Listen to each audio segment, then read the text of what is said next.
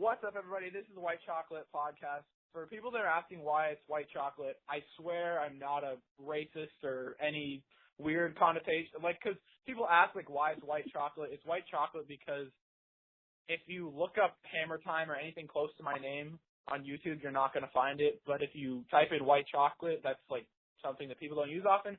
So white chocolate is just to get traffic up.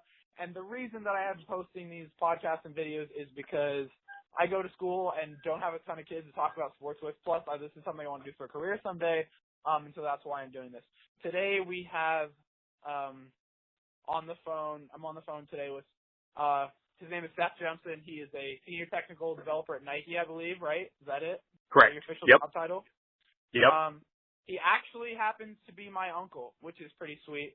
And so he agreed to do this interview with me. Thanks, Seth. I really appreciate it. My pleasure. So, what kinds of things were you into when you were in high school in terms of big picture, jobs, things like that?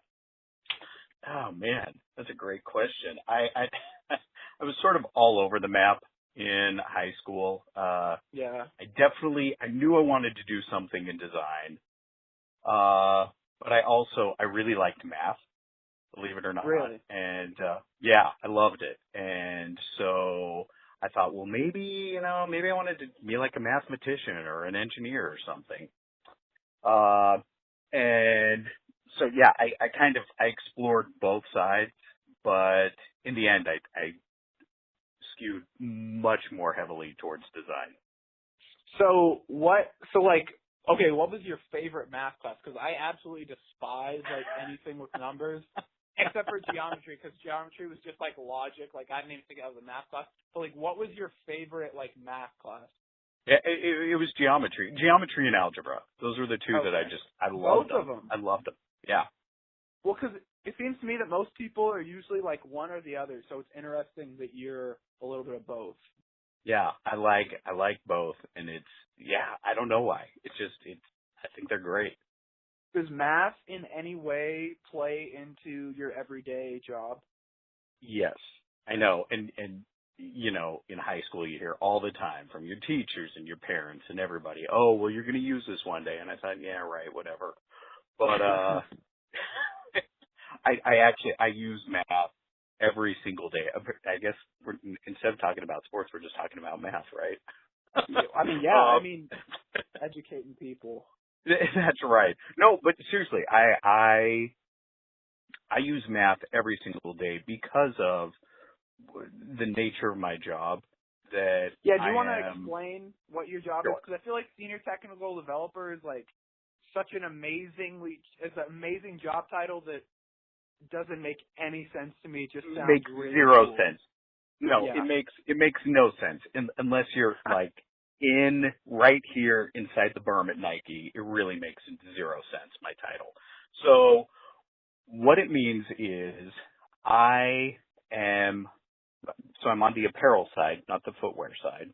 Uh-huh. And I am part of the design org. I'm part of the apparel design org. But what I do is the technical side of design. So when design comes up with, let's say they're creating concepts for a new season. So they'll come up with the conceptual stuff, and then they partner back with technical development, which is technical design is our function. Okay. And so then we partner back and forth. And so they'll say, hey, we're thinking we may want to do some crazy something or other. Okay. And then it's my job to say, yeah, that's a great idea, or no, we can't do it, or let's explore that some more. And so I do the exploration and the research behind those designs. But then I'm also partnering with where trends are going. So I'm saying, I'm actually noticing that we're seeing a lot more of this interesting construction that couldn't have been done 5 years ago, but now there are new machines and new processes out there that we can actually make that happen. So again, on the technical side, I'm looking at all of that. Plus, I'm also doing all of the fit for all of the clothing. So creating what that actual fit looks like and executing it so it's technically correct. So do you do that design on a computer then? Yeah, so it's all done, well, I should say 90% of it. Some of it's still done by hand, but that's just when you're concepting and coming up with those initial things. But then the vast majority is all on computer.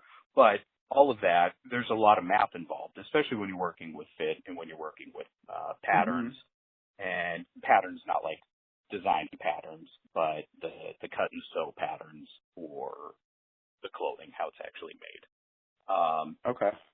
Yeah, so there's a ton of numbers, and on top of that, all the other companies I've worked out before, everything was an imperial measurement, so inches and feet. But here at Nike, we actually do everything in metric. So. Oh, really? Yeah. So on the technical design side, so we're always talking in millimeters and centimeters and meters. But then it's only on the technical side. But then when we're trying to translate it over for other people, we have to switch it back over to imperial. Yeah. So again, more math because we're trying to explain, well, it's 2.5 centimeters that we're taking out. People look at you like a blank and say, oh, no, that's 1 inch. We're taking out 1 inch from that short to make it look better. And everybody's like, oh, okay, cool. Yeah, I can understand that. 1 inch makes sense. Right? Okay. So have you ever like gotten a really like a super bizarre like recommendation or idea that somebody gave to you and you were just like so bewildered that someone would even come up with that and it was completely like outrageous, like you couldn't do it? Yeah, not here at Nike, but when I was working at the North Face, we got some pretty crazy requests to try and figure out how to make those things happen. There was one in particular that I worked on for the Sochi Olympics, those Olympic uniforms for the ski cross athletes. And the designers had asked they wanted a lot of bonding, which is you're using glue and heat to bond the seams together instead of using a sewing machine. Yeah. And it was for a compression layer piece, so it was a close to the skin piece, and it just kept blowing out. Like the seams just would not hold together. So we worked with the factory as well as the manufacturer of the glue. Bemis is the name of the company, and just had to come up with all these different ideas and try and figure out. So we went through so many prototypes trying to get that all figured out and finalized. And then the crazy part was in the end that most of the athletes decided they didn't really want to wear them. So you did all this for literally. Yeah, we're like, oh man, we spent months. Yeah, we had spent months on it, and but hey, that's the whole point. You don't get to decide what they want. You just try and do the best with the information that you're given, and then you execute from there. So what does your average day look like? Oh man, it's almost every day starts out with me doing an hour to 2 hours of emails in the morning, mostly because all of the factories are overseas, and so getting all that information overnight from them. So going through all those emails, figuring out what they're talking about, figuring out if they're answering, well, not in that sense, like they don't know what they're saying, but just they know exactly what they're saying, just trying to, wrangle all that information. Yeah. And then making sure we have the correct info to execute what we need to, or to bring it up in whatever meetings happen for that day. And so it's a lot of gathering info and from a lot of different stakeholders. So I usually spend about an hour to 2 hours in the morning doing emails. And then the rest of the day actually is a lot of meetings, a lot of meetings. Again, just meeting with all those different stakeholders and going over all of the different information and what needs to happen. So we'll have reviews of the season, and that'll be by product management and making sure they have all the information they need, as well as gathering info from them during those meetings. And the design will be there. And then also working with the global function, which is kind of the global technical development team, which oversees the technical design area. And so meetings with them and staying up on things that are going there, as well as meetings with color and meetings with the materials team and meetings with the trims team. And so, yeah, just a lot of meetings, and then executing on all of those. So making sure that all of the pertinent information is then passed back to the factories to say, hey, this looks great, but we need to change this. Or that was great, but we're dropping that item. We need to see something different. Okay. So is there just like a group of people, I guess, and they just like sit there and just like throw out designs and then that comes to you? Kind of, sort of. It's the design team.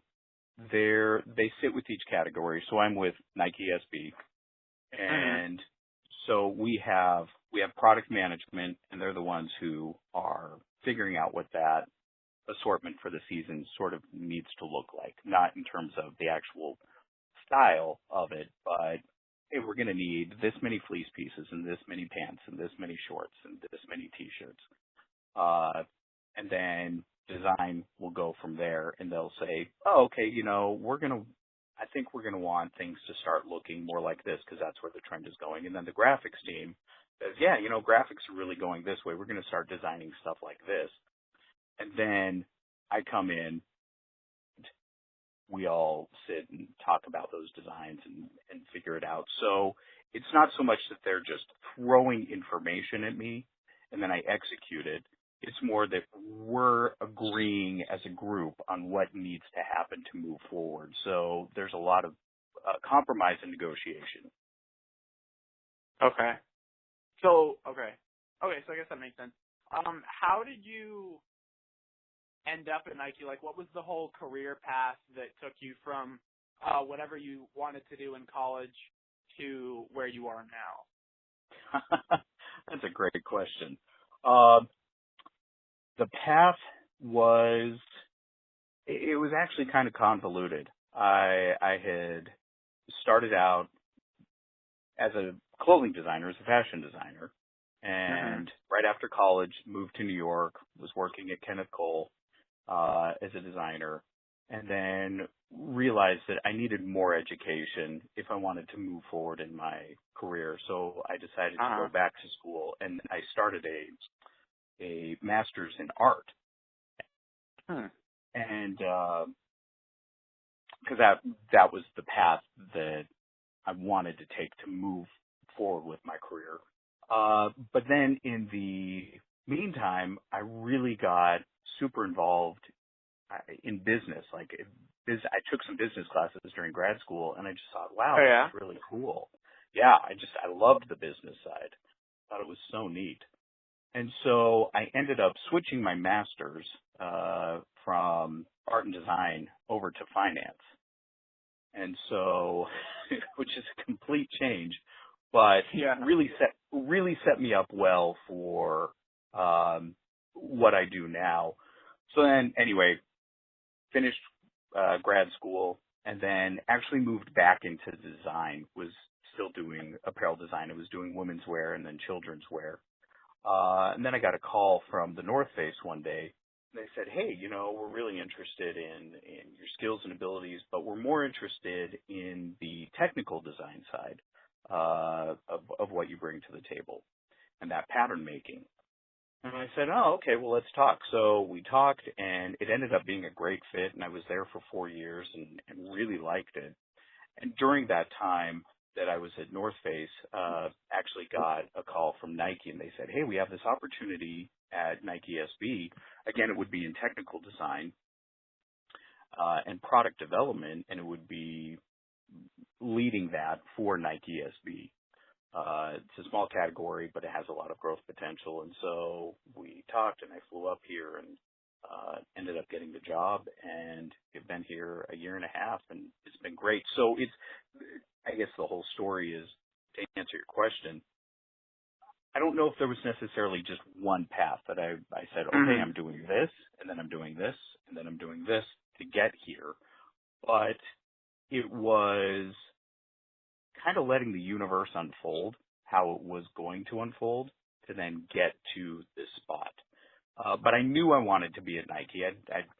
About 10 years ago, I thought, yep, Nike's where I want to be eventually. And so it worked out really well. Okay. So, yeah. So you do a lot of athletics in high school, or like, how did you, because I mean, Nike is predominantly athletic company, and so how does that all?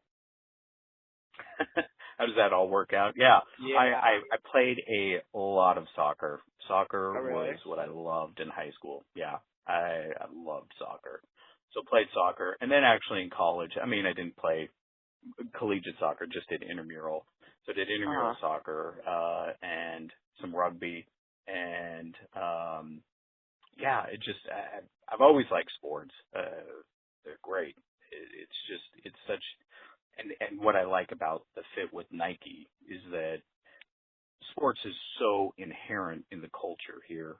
But that doesn't mean that you have to only care about sports to work here, because there's a whole lot more, that goes on at work. So I think for me, that was a big benefit, was that I have the design skills that they needed, but I also have a sporting background. Again, I'm not playing D1 football or something, but I mean, there are D1 football people that work here. Yeah. A lot of former college athletes that work here. Absolutely. So but it's not that is the only focus, like I said. So sports are a big part, but you have to bring all those other skills and abilities here too. So do you feel like your sports background has definitely like helped you in your job in terms of knowledge and things like that, and what athletes look for out of the clothes that they're wearing? Yeah, yes and no. Yes, because being a performance-based company and making performance apparel and footwear and equipment, you got to know what the athlete wants. That's your customer. That's who you're serving. For me, though, it's in SB. It's really interesting because I don't skateboard. I fall off of skateboards. I'm really good at that. And but so about half of our team, about half of our team are boarders, and the other half are not. And so, but I like that mix, actually. It's really nice because the ones who are really into skateboarding, they bring a lot of good knowledge, and they can help influence what the needs are and help inform the rest of us who don't know what those needs are. But you don't have to perform that sport to be in whatever category that may be. Like, I don't know, if you're in the running category, you don't have to be a runner to do well in that. But you have to have respect for the sport, and you have to be willing to learn about it and to be humble about it. Okay. That makes a lot of sense. Just so,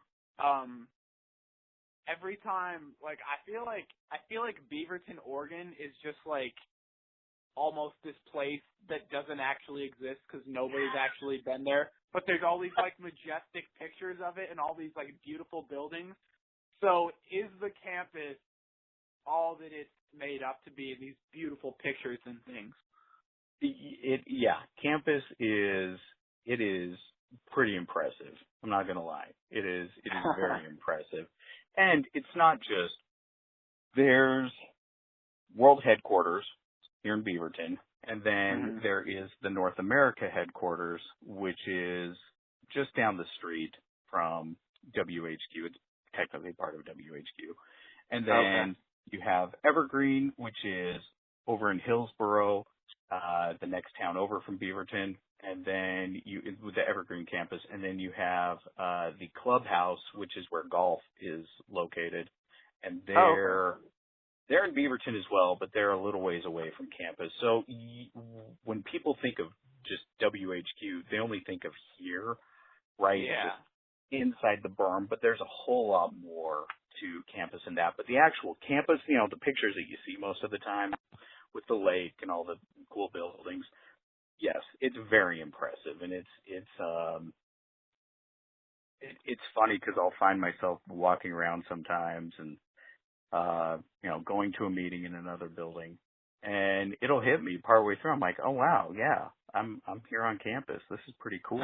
This is. But the other times you're complaining because you're like, oh, I've got to walk over there and it's raining. Oh, why is it raining so much? Yeah. Because you guys get a lot of rain in Oregon. Oh man, a ton of rain. It is. Yeah. That has been the biggest change for me. Just kind of coming to terms with that. It's not that it bothers me, but it's just I'm not used to it. Mhm.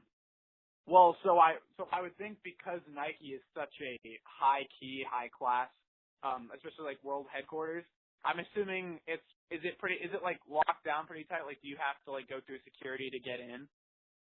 You have to go through security for the buildings. So all of the buildings have these, they're called turnstiles, but they're just like these glass doors. And so you scan your badge, and then the turnstile opens and you can walk through. But your badge doesn't work. You only have access to the buildings you need to have access to. So. Oh wow. Yeah. So and you can request access, and if there's a business need, you'll be granted it. But so and some buildings are all access just because they're accessed by everybody here. And then other buildings are not. So it just depends on your job function and what building you work in and what product you work on. That grants that access. So yeah, I mean, I don't have access to quite a few buildings just because there's no need for me to go in. Like the Jordan building or something like that. Yeah, well, I have access to Jordan, but I think everybody does to the first 2 floors. But then floors 3 and 4, which are Jordan specific, are locked down. So like you can't even. You have to use your badge to get the elevator to go up there. And then Mia Hamm, which is where an SRL and the kitchen and all of that stuff is. That one, you have turnstiles to get in, and then you have turnstiles for each of the floors just because of, I mean, there's a lot of confidential stuff going on in there. Yeah, I believe it. Yeah. Okay, so I have a question because I heard a rumor, I think when I was like 12 years old or like something like that, I heard a rumor that you were called and asked to, I think Nike had a contract for the NFL uniforms. Is it true that you were asked to work on that? Whether or not you did, is it true that you were asked to work on those? Me personally? Yeah. Well, yes and no. That's so funny that you remember that. That's hilarious. No, I remember because I thought it was the coolest thing ever. Oh, I was so. Now isn't the coolest thing ever, but yeah. No. I hear you. I was so stoked. So I had applied actually for.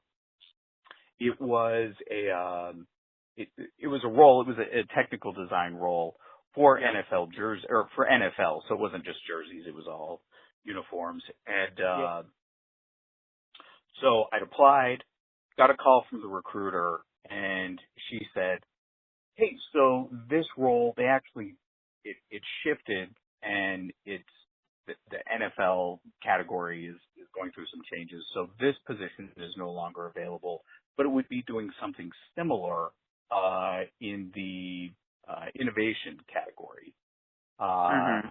Would you be interested in that?" And I was like, "Whoa, yeah, totally." So came up here for the interview for that. Ended up not getting it. They went with somebody. They not went as with good. an internal. Somebody not as good. Exactly. No. They went with somebody internal, which at the time I was kind of bummed. But the more I thought about it, I was like, well, actually, that's a really good thing because that means that once you're in, like, there are a lot of growth opportunities.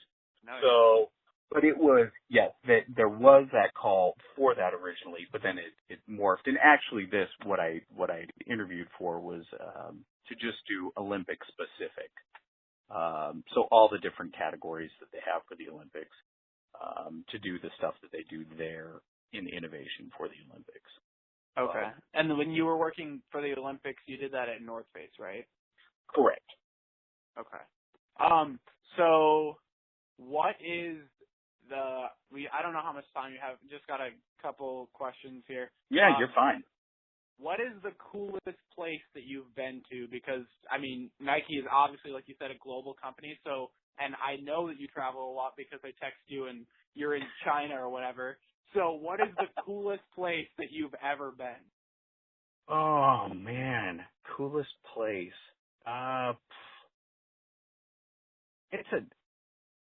would have to say, for me, it's a toss-up. So for SB, we have a Go Skateboarding Day every year. And so there are different marketing activations that happen around the world. There's LA and New York and Copenhagen and I believe Brazil and in Tokyo, I think. So last year the team, we all went to the New York marketing activation, which was a lot of fun. I mean, and granted, New York's not, I mean, here in the States isn't very exotic. I mean, it's exotic, but it's not far away. It's not, any of that. But what was so cool about it was just being involved in that and getting to see all of that and take part. I really enjoyed that. I thought that was a lot of fun. But then in terms of exotic location, I would have to say probably Shanghai. Really? Yeah. I just went for my first time, because I've been to China multiple times, but never been to Shanghai. But we went in February for our product development trip, and where we go and we work with the factories, on the current season. And that current season that we're developing and working on and designing. So, I went to Shanghai and that city is really cool. It is very cool. Oh, it's huge. It's just, it's massive. I can't believe how big it is. It's just huge, and just to walk around and see all these interesting sights and eat interesting food. It was really neat. It was really neat. I enjoyed it. Yeah. So Nike is obviously like I said, Nike's pretty high key, and I mean, I'm positive that there are always athletes there that are pretty popular. So, if you don't want to answer this question, you don't have to, but is there anyone super famous that you've ever talked to, or someone famous that you've met at Nike? At Nike. The LeBron James had come to campus, and so had Serena Williams, not at the same time, at different times. Yeah. I was out of town. We were actually in Asia. That's a bummer. At the time when LeBron came, yeah. So the last time he came, I was bummed about that. And then when Serena came, she did a small Q&A, but it was like a lottery to get into that. And I submitted my name, and I didn't get a ticket for that. So I was kind of bummed about that too. I thought that would have been pretty cool. But in SB, we do what are called energy collaborations. So it's not regular inline product that we're doing. I mean, we do that as well. That's the main focus of what we do. Yeah. But then the energy collaborations, those are with different artists and designers, and they're just small capsule collections. So it'll be maybe like 1 or 2 pairs of shoes and 2 or 3 apparel items. So maybe like a pair of pants and a shirt and a hoodie or something. Mm-hmm. So, and when we do that, then we're working back and forth with those artists, designers, and all of that. So are you working on one of those projects currently? Yeah, we have quite a few going on. I mean, we have 1 to 2 every season, and so Okay. we have a lot in the pipeline right now that we're working on. That I can't tell you the names on. I wish I could. Because some of them are pretty cool, but we can't. Yeah, we have to wait till they actually drop. But Oh yeah, I totally understand. But we did with Eric Costin, who is one of the writers. Yeah, he's big time in the skate world. Yeah, I mean, he is big time dude. We had done last holiday, so I mean, because we're developing and designing much earlier than it obviously it gets into the store. So we had done something for holiday 16, so last holiday, a few months ago. And we were working with Eric Costin, who has a company called Numbers. And so we did a collaboration with him, a Numbers, SB times Numbers collaboration. And so got to work directly with Eric Costin, which was very cool. That was a lot of fun. Pretty cool guy. Yeah, just really chill. And what was great about him, too, that he has a really good design sense, even though he's not, he doesn't do apparel design as his job. He had a really good sense of what he liked and was also really good at listening to our suggestions and then collaborating back and forth. And that's the whole point of the collaboration. So it was, it was great working with him. I really liked it. That's really cool. Okay.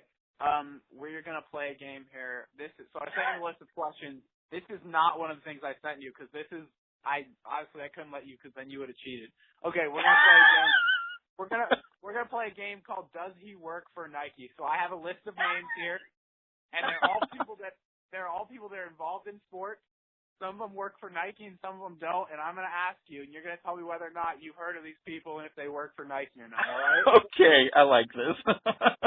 All right. The first person is Phil Knight. Does he or does he not work for Nike? He does. All right. I just had to give you that starter one. Make sure you know who you're working for. What about, Bayern Munich. Does he or does he not work for Nike? No, does not, because that is a soccer club. Oh, I totally forgot you were into soccer. Dang it. That's good. Who do you think you are talking to? I'm just testing out your knowledge here. All right. Joe Buck, does he or does he not work for Nike? I'm going to say no. Do you know who Joe Buck is? No. Okay. No, he does not work for Nike, actually. He works for Fox Sports. He does a lot of their football play-by-play broadcast, things like that. Oh, okay. Well, I should know who that is, but... And he does baseball, too. Yeah. Nice. But he doesn't work here at Nike. He does not work for Nike. Okay. Tinker Hatfield, does he or does he not work for Nike? Yes, he very much does. Okay, just making sure, because Tinker Hatfield is a pretty good designer, isn't he? Oh man, he is a great designer. He's Have very you ever met Tinker Hatfield? No, I've seen him on campus a few times, but never met him. That's cool. Okay, that's cool. Because I saw this, because he has this episode on Netflix of this art show. Yeah. And they talk about, like, the Nike. It's good. I've not seen it yet, but I've heard it's very good. It's pretty good. Next person, Eric Sprunk. Does he or does he not work for Nike? He does. That's impressive, because I'd never even heard of him, and I've heard of a lot of, like, upper Nike people. I'd never heard of this guy before. So oh, really? I'd never heard of him. He's the COO, correct? That's impressive. I had that written down because I didn't think you would know that, but that's impressive. Hey, I'm just, got to pay attention. Exactly. Okay, next up, Stephen A. Smith. Does he or does he not work for Nike? Oh man. I'm gonna go with no. You're right. He works for ESPN. He is one of their he works for ESPN. So what does he do? He works on this debate show called First Take, and then usually when the NBA playoffs start, they start sending him out to games and things like that. So, oh, nice. Okay. Yeah. All right. Sonny Vaccaro, does he or does he not work for Nike? No. Do you know who Sonny Vaccaro is? I know the name, and I can't. I know the name. Okay, but that's it. Sonny Vaccaro actually is the whole reason that he basically started Jordan Brand. He used to work for Nike back in like the 70s and 80s before he was outed. He was the one who went to Phil Knight and he said we need to give this kid a huge shoe contract. And he basically brought Nike from just a running company to what it is. I mean, that's pretty cool. Yeah. So there's also a thing on Netflix about Sonny Vaccaro. He had a huge role in Nike because if it weren't for him, they would not have. I'm sure Nike would be what it is today, but Sonny Vaccaro shot them through the roof with that Jordan deal. Oh yeah, totally. The last person, Ben Simmons, does he or does he not work for Nike? Yes. You know who Ben Simmons is? No. Well, he does. Okay. I'm just guessing. He technically works for Nike. He has a Nike contract. He's a member of the Philadelphia 76ers, and he has a Nike contract. So he kind of works for Nike. He kind of does. He's an endorsed athlete. Wow, that's impressive. I think you went 8 for 8. Wow. Yeah, nice. All right, next time we do one of these interviews, we're going to play a game, and it's going to be a little bit harder. I'm not going to be so nice about it. Oh, no. First game. Hey, but I know who our COO is, and I know... That is impressive, because I had to, I looked deep, not so deep that it was, some random, intern that you would have never heard of. But I was like, I'm going to find somebody that maybe he hasn't heard of, because I've never heard of him. That's impressive. I didn't think you were going to get that. I knew it. I knew it because, so we have this thing on campus, like the intranet that we have here called Zero. And on Zero, they're building, 5 or 6 new buildings on campus right now. And one of them just opened, actually while we were in Shanghai. And they put the announcement on, and it wasn't, it's a building, but it's a parking garage just because it's desperately needed. And it opened while we were in Shanghai, and they had a thing on Zero announcing it and talking about it and having pictures from the first day. And actually, Eric Sprunk, was there for the opening and there was something. He said something, and I can't remember exactly, but that stuck out of my brain. Wow, so had it not been for that building, you might have done I know, but I may not have. So thank goodness for the LA parking garage that now is open on campus.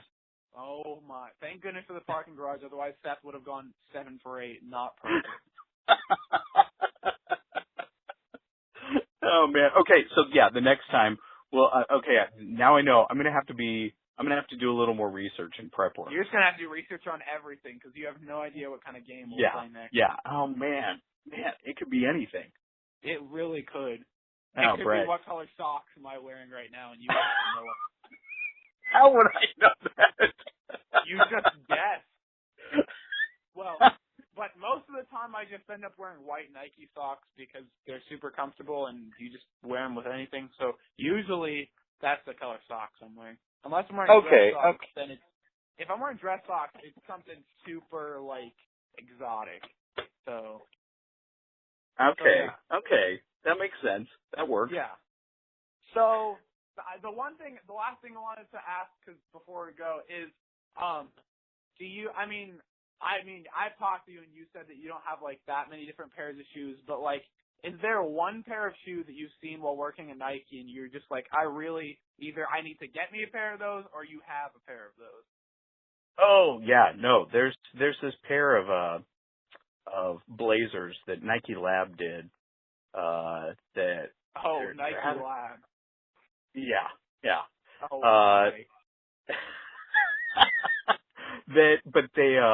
I think they're really cool. They're mid top and they've got instead of laces just a zipper because apparently I don't know how to lace my shoes. And apparently. In fact, today I'm wearing some Janowski slip-ons, so some Zoom. I actually have some Janowskis that I like. Yeah, I love them. They're great. Yeah. But yeah, those lab shoes, I actually, they're great, and they come in. They're in white, black, all leather, white, black, and like this really, I don't know. I think it's vegetable tanned. I think, but it's just this really, really nice, super light, kind of beigey brown. Oh man, It's beautiful. Those are the shoes I want. And then obviously the new Air Vapor Maxes. Come on, those. Do you are like cool. those? Oh, I love them. I think that I saw a pair before they came out. They're really cool. Yeah, I've seen them. I think the sole is weird because it looks like it's in so many different pieces, but it looks super comfortable. Yeah, it looks really comfortable. I haven't tried a pair on yet. I plan on doing that soon. That's something. That's a pair I'd like too. Are there any like Jordans that There's which Jordans were they? They came out, they were fall of last year that they came out. I saw them at the employee store. What were they? I think they were Flyknit. Flyknit Jordans? They were really cool. They were cool. Maybe I'm totally wrong that they were Flyknit, but they weren't, I know they weren't leather. I know the upper wasn't leather at all. But it was this super simple, sleek design. It was like, there wasn't anything, there weren't a million different lines going on or anything. I thought they were really cool. So yeah, I don't know. I really liked them. And then there's actually some of the winter boots that they do. Oh yeah. Do each year. And there were two pair that came out this last fall that I bought one pair and I tried them on and they were a little stiff, and so I thought, well, maybe I want the other ones, and then so I took those back and I actually know that's what it was. I didn't see that other pair. I only saw them on Swoosh. I didn't see them at the employee store. And so, because I was going to try on the other ones at the employee store, I didn't see them, and then I just never ended up getting them on Swoosh. But I think I saw them on there the other day. I may still have those. So if I had $1 million, I would be buying a lot of shoes. Oh, absolutely, yeah. That's what I'm saying. If I had $1 million, if I had more, it's a good thing that I don't have more money than I currently have, because I've bought more pairs. I have like 25 shoes, I think, right now, and the majority of them are Nike because nice. I feel like Nike is so versatile, because I have the Janowskis that I wore those. I have these like Nike free RN Flyknits. I wore those to Thanksgiving. I wore those to Thanksgiving dinner. Like, you can wear them wherever. Totally. Yeah. No, they're great. They're great. I don't have the free RNs, but I've got that's the 3.0s, I think. And I really like them. They're great. And then the Lunar Epics, I got those not too long ago. I really like them. Yeah, I like them a lot. I thought about it. So do you have quite a few pairs of Nikes? No, I've got maybe like 10 pair. Okay. So not that many. But I also I do the footwear testing for them. Yeah. For the footwear group for sportswear. So, and once you do that, after you've done the testing session each time, you can either get a gift card for the employee store, or a pair of shoes. So, you can pick up some shoes there too. That sounds like the sweetest job ever. You literally try on shoes and then they give you a gift card. Well, it's not a gift card for a free pair of shoes, but but sign me up for that. And then I signed up not too long ago, and I'm waiting for the first time because the Jordan group they were asking they needed some more footwear testers, so I signed up for that. So I think that'll be fun to do Jordan. Oh yeah, I bet it would. But they haven't. Sorry, go ahead. No, you're good. Oh, I was just going to say they haven't sent out an invitation yet, though. I mean, because it was just like a month ago that I signed up when they sent out the thing on Zero saying they needed more testers. Yeah, because I heard the other day that Nike is cutting down on some of the shoes that aren't very popular and things like that, and they're going to end up making more like retro Jordans and stuff. So I thought that was pretty cool. I don't know if that's true or not. Oh, I hadn't heard that, but I do know overall as a company we're just reevaluating and tightening up. I mean, it's even affected our group, SB, that we're not going to be. We have to cut down how many styles we're actually offering because they felt like the upper management felt like it was just we were offering too many things, and so cut it down just a little bit. So I'm sure it's the same as this. I'm sure it's the same with footwear. Yeah. Well, alrighty, Seth. It's been fun. We'll have to do this again and play some more games, and hopefully you won't be so good at them. Hey, it has been my pleasure, Brett. I've loved it. Alrighty. Thanks, Seth. Get back to work. No problem.